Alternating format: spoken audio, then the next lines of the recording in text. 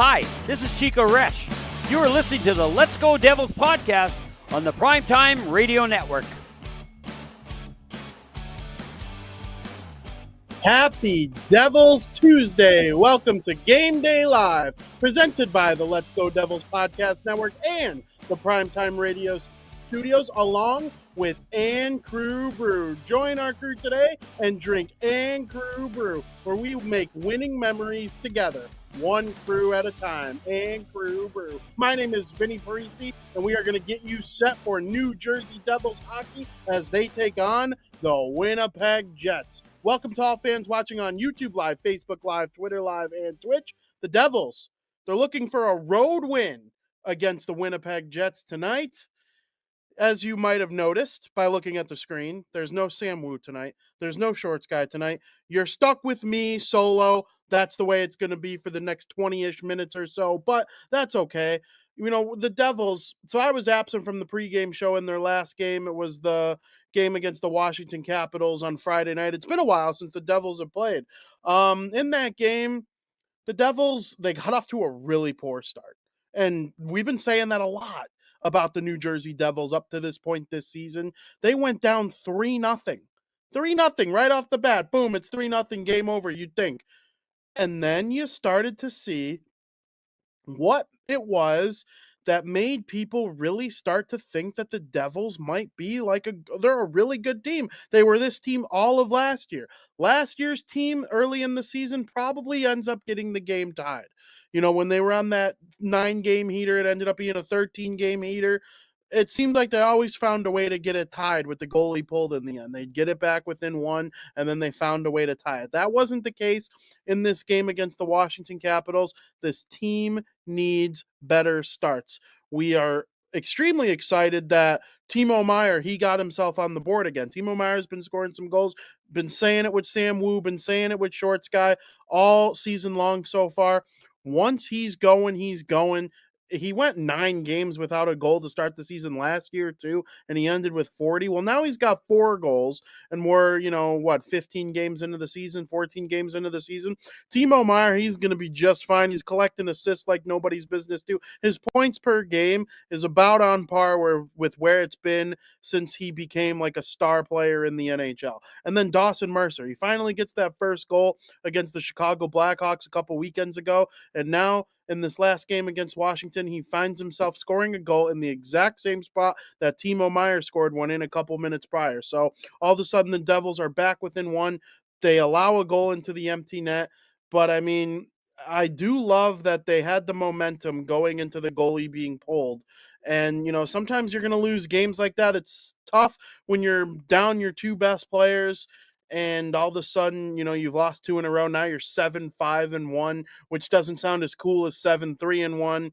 You need a big effort here tonight against the Winnipeg Jets. Now, playing against the Jets is interesting. All summer, all you heard about in New Jersey Devils land, Connor Hellebuyck. Then, right before the season starts, him and Mark Scheifele, who were both big-time trade candidates for the Jets all summer long, they signed an identical contract extension to finish their careers with the Winnipeg Jets. And all of a sudden, the Jets are looking like a top 3 contender in the Central Division, and the rebuild is being pushed off to the side. I'm not sure if that's a smart decision for a team like the Jets, who seem to see their core kind of aging a little bit. I mean, Blake Wheeler's gone. And, all the guys that helped them get to the the Western Conference Final all those years ago, it's mostly an entirely different looking team. They don't even have guys that the stars that they've acquired since then a little bit, like Pierre-Luc Dubois. He's gone to the Los Angeles Kings. Obviously, Laine was gone for Dubois. He's in Columbus. It's just a little bit different looking of a team at this point, and it's a little surprising that they made a move like that. But hey, credit to a team like them who's saying, hey, we're not just all in on a rebuild all the time. You might think we're a small market team, and it is what it is. We're not the New York Rangers. We're not the Los Angeles Kings. We're not the whoever it is, the Toronto Maple Leafs. We're the Winnipeg Jets. We're in Canada. We're a market that people want to watch hockey in, and we're going to keep these guys around. I respect it. I really do. Now, the Devils, they don't get Hellebuyck. He's not going to be a Devil. There are plenty of other goalies for New Jersey to consider, but that's besides the point. You play a team like that, you have to beat a goalie like Hellebuck, right? That's also another thing. You're gonna have to play against him, and you have guys like Shifley and Kyle Connor and a bunch of other really good players over there in Winnipeg. It should be interesting to see how the Devils kind of respond to, all the noise over the summer, and now they're playing up against them in Winnipeg. It's a game that the Devils lost last year. You might remember they were about to be shut out, and then they scored a goal with like under a minute left to keep the not being shut out streak alive, and they still haven't been shut out since the end of the 2021-22 season, which is remarkable that it's been that long since they've been shut out. But that's the way this team scores. It's remarkable, but at the same time it's also not all that surprising. So hopefully they're able to score enough goals tonight in order to get the job done in Winnipeg. They've played a little bit better on the road, at least lately. Hopefully they're able to pull out a big win. Again, hopefully though, this is the last time that the New Jersey Devils play without Jack Hughes and Nico Hischier. I think it's going to be a minute before Hischier's back based on the reports. He's not traveling with the team tonight to Winnipeg. He's not joining them in Pittsburgh. So beyond that, there's no update on Nico Hischier other than you're not going to see him tonight or Thursday. We'll see what happens in that game against the New York Rangers on Saturday night. But there's a different update for Jack Hughes. Jack Hughes is not playing tonight for the Winnipeg Jets, but Lindy Ruff did say that there's a chance that the New Jersey Devils superstar does play for the Devils on Thursday night against the Pittsburgh Penguins in Pittsburgh. Obviously, a big divisional matchup like that. The Penguins, they're trying to claw back into contention after just a disastrous start. You got Sidney Crosby on the other side. You got Evgeny Malkin on the other side. Erik Karlsson's first season with Pittsburgh. It'd be nice to get Jack back for that game. We'll see how his practice goes this week and if he joins the team in Pittsburgh, if they allow him to skate in that game. But you would almost be certain that based on that update, he is ready to go for the New York Rangers on Saturday. And we've seen, and we're not just saying this as Devils fans, Ranger haters, Jack Hughes has played very well against the New York Rangers in his career. He gets up a little bit extra for those games. So if the Devils are going to cool down the red hot Rangers, because they have, make no mistake about it, they have been red hot so far this season, and the Devils are going to try and slow them down after taking them down in a 7-game series last year. You'd like to have Jack Hughes in for that. So tough to go up against Winnipeg without those two, but they are 1-2 without both of them in the lineup for a full game. We will see how it goes going forward, but I mean, the Devils need to find a way to score some goals in this game. Now, when Jack Hughes and Nico Hischier are out, we already touched on Timo Meier and we already touched on Dawson Mercer. But I mean, Jesper Bratt, he has to kind of help the Devils get back to what he was helping them do before Jack Hughes got injured. And I know there's always a lot of debate online over who's the second best player on the Devils. It's pretty obvious that Jack Hughes has asserted himself as the best player on the Devils. There's the Nico Hischier crowd, but he doesn't score enough points for this crowd, so those people think it's Jesper Bratt. Well, look at what Jesper Bratt's game kind of looks like without a centerman kind of driving the line. I'm not poo-pooing Jesper Bratt by any means. Trust me. I think he's an outstanding player. He's got 19 points. Like, he's unreal. He creates offense on his own as well. But it's nice to have one of those centers helping him out, creating lanes, getting him the puck, doing what needs to be done in order for him to score goals and set up goals. I need to see more from him tonight against the Winnipeg Jets. I would love to see the Devils come out tonight and Jesper Bratt just look like his hair is on fire and be skating around like nobody's business and producing offense and creating chances for his teammates like the way that we know he can. And you don't have your two top guns, your two top centers. Well, Jesper Bratt, you're not a center, but go out there and drive offense like a center, play smart, be good on the power play, make the right reads. You got guys like Dougie Hamilton and Luke Hughes who are outstanding offensive defensemen on the back end. I think this is an opportunity for the Devils to take advantage of a Jets team that they have some flaws, but they have some really good players as well that could burn you if the whole thing doesn't go, according to plan. Like, I named all the players that are on that team that can help burn you. We've seen it from Winnipeg year after year, even last year. Winnipeg got off to a pretty good start. Then they fell off a little bit down the stretch run of the season, but they found a way to make it into the playoffs, and they played Vegas hard. Vegas ended up going on to win the Stanley Cup. Well, it's hard to say a team gave them a tougher match on the other side than the Winnipeg Jets. So we'll see what happens tonight when the New Jersey Devils go up against them. It should be a lot of fun. And one thing I'm going to keep an eye on, I touched on Winnipeg goaltending. How about New Jersey Devils goaltending? Now, it's Vitek Vanacek and it's Akira Schmid. That's been the two guys. That was the plan coming into the season. Once it was obvious that they weren't trading for Hellebuck, weren't getting a deal done for one of these other goalies before the season starts.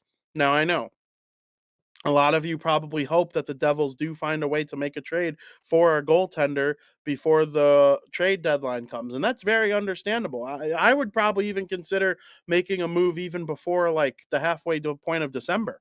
Like, I think there's a shot that this team could make a deep run if they have good goaltending, and getting a guy like, let's say Peter Mrazek is available. I know a lot of people are down on Peter Mrazek over the last handful of years. He's having a great start with the Chicago Blackhawks.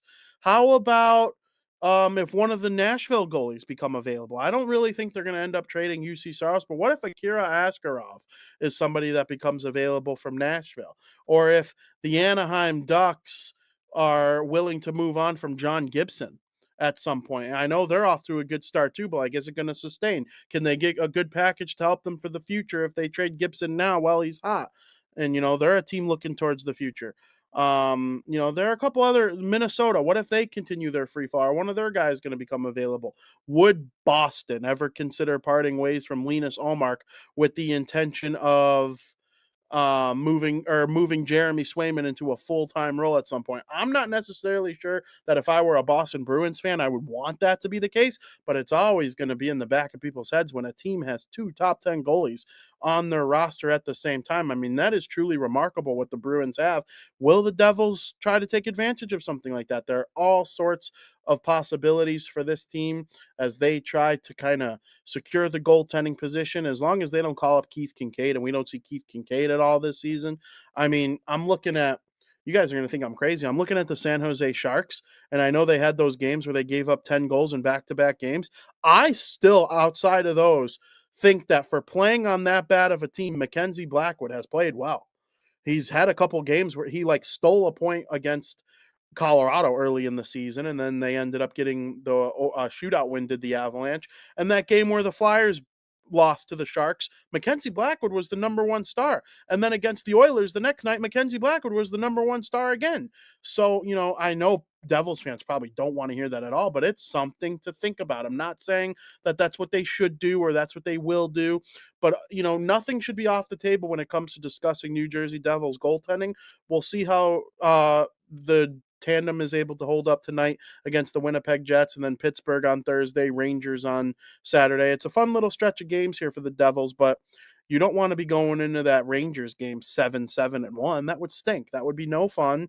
You want to carry momentum into December, and where you could really kind of go on a run and become one of the best teams in the NHL for the second year in a row. I think that's what we're all looking for here in New Jersey Devils land. And hey, it is better. There are people out there who are kind of annoyed with the way the Devil season has started. There are some people out there already talking about Lindy Ruff. I mean, come on, guys. Didn't we learn our lesson with that last year? I'm not even saying I was never like a hardcore Lindy Ruff guy, but I was impressed with what the Devils had with them last season. So I'm not going to sit here and go fire Lindy because they've had one little tough stretch, at the end of or in the middle of November while their two best players are missing. I think that's something that's important too. Coaches are only as good as their players help them, right? Like, that's obviously very important. You see it in football all the time. Coaches get fired. Today, the Buffalo Bills fired their offensive coordinator because Josh Allen loves throwing interceptions. I mean, sometimes the players and the coaches need cohesion, and without Jack Hughes and Nico Hischier, everything is going to be really, really rough. Now, before we kind of move on and get into the game, I think everybody should go into the YouTube chat right now. I'm talking right now, and start uploading your predictions into the chat right now, because before we wrap up, we are going to get into these predictions. Let me see. What do I think is going to happen in this game between the New Jersey Devils and the Winnipeg Jets? So last year it was a low scoring affair for the Devils, but the Jets did score some goals. I like to think the Devils are going to come out with a win in this one. I'm going to go out on a limb and guess that they end up winning this game by a final score of 4-2. I've gotten it right twice so far this season after getting 0 the first, 2+ years of doing this show on the Let's Go Devils podcast network. Getting it right, it's fun. I'll admit it. I might have bragged a little bit to Sam and Short Sky by getting the score right. I'm going 4-2 Devils in this win. Yeah, let's read some of the chat. Selecta says 3-2 Devils. I like that. Michael says 3-2 Devils with a shootout. So same score, but I'm assuming Selecta doesn't think it's a shootout. He just says 3-2 Devils. Beach says 3-2. Let's go Devils. Suika says 5-2 Devils, and Max says 5-2 Winnipeg. So we got a Winnipeg fanboy in the chat, not loving hearing that. I normally don't read predictions of the other team, but I mean, hey, when you've lost 2 in a row, I'm not going to sit here and act like it's not, crazy to be a little bit worried, right? Things could fall off the rails quickly in sports. Things could also go nicely in sports too. Felix says 4-3 Devils, which is really nice. Now, the one prediction I wanted to get out there, the great Sam Wu, he gave a prediction that is very un-Sam Wu like. He normally comes out here and he's like, I think the Devils are going to win 8-2, or I think they're going to win 17-0. Today, a very modest score. He says 2-1 Devils. I wouldn't hate at all if the Devils came out with a 2-1 victory, because a lot of this season, when Heischer and Hughes are back, I think is going to be them scoring a lot of goals. Well, you take out Jack Hughes and Nico Heischer, and what is that last year? A combined 179 points. It's really hard to recover offensively when you remove 179 points over 82 games from your lineup. I mean, I don't think any team in the league would be good if you took their 2 top centers off the team right now. Or you can even take it a step further, take their 2 best players off the team right now. If you took 2 of Makar, Rantanen, or McKinnon off the Avalanche, they would struggle to score. If you took 2 of Marchand, Pasternak, or McAvoy off the Bruins for any extended period of time, they'd struggle. And, I truly feel that way. So, I hope that these 2 guys get back, at least one of them, soon enough, because clearly it's very important to this team. And, like the reason I bring all that up, winning a game 2-1, that would really help the Devils. I think grinding out a win, you don't have all the offense to your disposal, but you scored enough goals and played good enough defense to grind out a yucky win against the Winnipeg Jets in the Great White North, and you find a way to head back down to Pittsburgh with a win in your back pocket, and you're 8-5-1 and you're feeling good. I think that's a great way to win.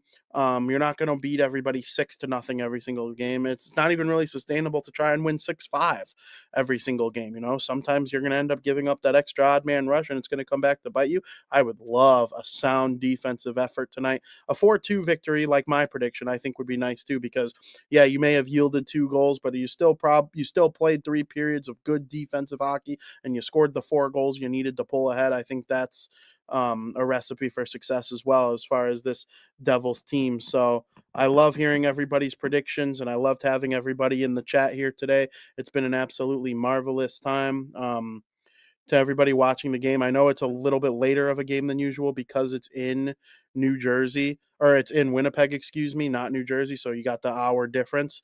Make sure you brew up your coffee, get yourself some Ann Crew brew, whatever it is you do, get your energy drinks. It's going to be awesome though, staying up late.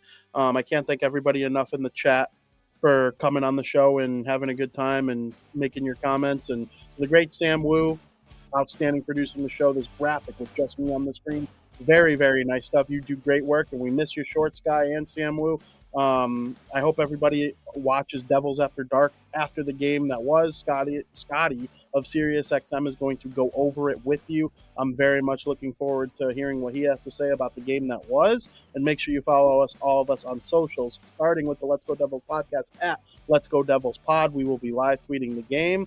And like I said, enjoy the game. As always, let's go Devils.